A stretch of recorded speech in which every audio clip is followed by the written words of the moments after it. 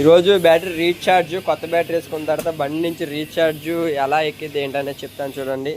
అది సుజుకి బండి కానీ, యాక్సిస్ 125 కానీ, యాక్టివా కానీ, వేరే బైక్ ఏదైనా సరే సేమ్ ఇలాగే మనం బ్యాటరీ రీఛార్జ్ అనేది తెలుసుకోవాలన్నమాట. ఇదిగోండి, ఇది వచ్చి మల్టీమీటర్ అనమాట. కొత్త బ్యాటరీ వేసాము.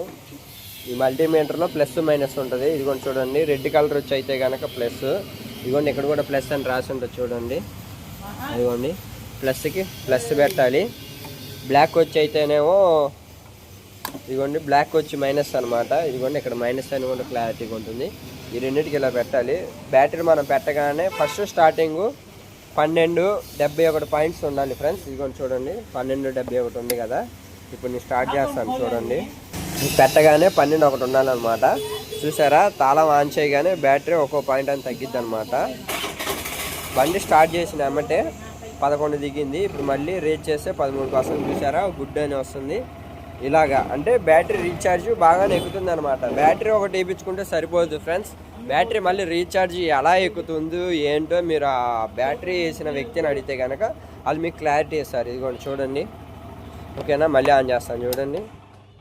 ఇదిగోండి 12 ఉంది. తాళం తిప్పాను, 12:64కి అలా దిగిపోతుంది చూడండి. స్టార్ట్ చేయగానే మళ్ళీ 9కి వెళ్ళిపోయింది. మళ్ళీ రీచ్ చేయగానే రన్నింగ్లో రీఛార్జ్ ఎక్కాలి. ఇదిగోండి చూడండి, మళ్ళీ రీఛార్జ్ ఎక్కిందా. అలా 14 పాయింట్లు రావాలి. అలా 14 పాయింట్లు రాగానే గుడ్ అని వస్తుంది అనమాట. ఒక్కొక్కటి ఒక్కోలా ఉంటుంది కాబట్టి మీరు జాగ్రత్తగా గమనించుకోండి. Thank you friends.